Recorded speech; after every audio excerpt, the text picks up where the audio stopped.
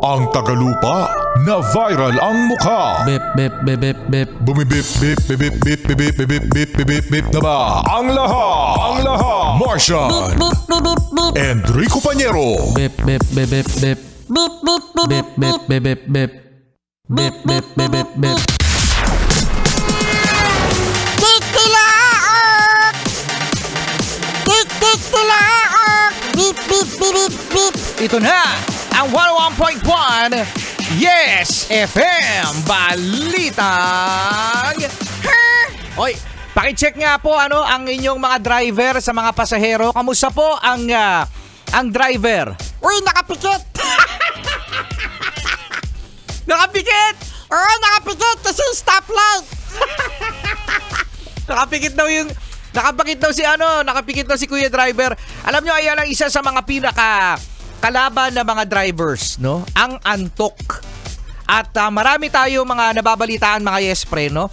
Na mga na-aksidente dahil sa mga drivers na nakatulog. Kasi may mga drivers talaga na sobra yung biyahe, no? More than 12 hours yung mga naghahabol ng boundary, no, sa taas ng gasolina ngayon, ng diesel. Kasi ngayon mga yespre nagtaas pa no. So, speaking of inaantok, no, merong nakatulog mga yespre na isang sikat na artista, no, child star na sino yan, Martian? Uy, ito si Nino Mulak. Yan, si Nino Mulak. Kilala naman itong si Nino Mulak, mga yespre, no? Bata pa lang artista na ito, no? So, nangyari, ito sa Antipolo City. So, nakatulog daw itong si Nino Mulak at nakasagasa ng mga bystanders, sa mga tambay sa tabi, no? Pati na rin daw ang isang eatery, isang karinderya. At inamin naman ito ni Nino Mulak at sinabi niya na nakatulog daw talaga siya. Oh no! Buti na lang walang nasawi, at nadala naman sa ospital at inako naman ni Nino Mulak itong nangyaring aksidente, no. No excuse daw. Yan. Yung kanyang pagiging irresponsable sa kanyang nagawa dahil sa sobrang antok at sa sobrang pagod dahil sa kanyang hectic schedule. At meron naman daw driver itong si Nino Mulak. Yun nga lang daw, ito ay nangyari nung Sunday. So, rest day ng kanyang driver. Kaya sa mga yespre natin ng mga tsuper, no, itulog po, no?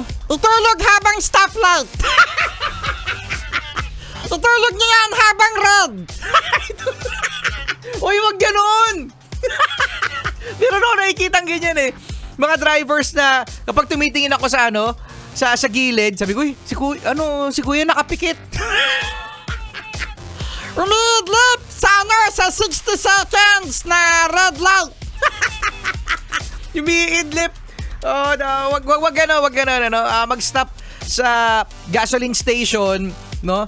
Magkape, makakatulong yan. Tapos sinasabi rin nila mga yespren na yung mansanas, isang maganda raw yan na pampagising sa mga drivers. May pagkain ka na, gising ka pa. Yan, kasi usually mga yespren, kapag meron kang kinakain, like mga chips, mani, magigising ka no? At isa daw ang apple na sinasabi niya lang pangtapat sa kape. No? Para magising yung mga nagdadrive. Meron din niya yung sinisingot. Meron yan mga sinisingot na mga driver na pang-focus. Yung peppermint, yung amoy maanghang. Amoy maanghang, mag-candy, bubble gum. Pero pinaka the best pa rin talaga mga yespren, Martian, ay yung iidlip ka, no? Sa traffic light?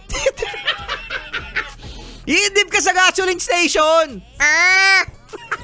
Oy, keep safe Keep safe sa mga drivers pati na rin sa mga pasahero. Solid good morning! Charlie, good morning!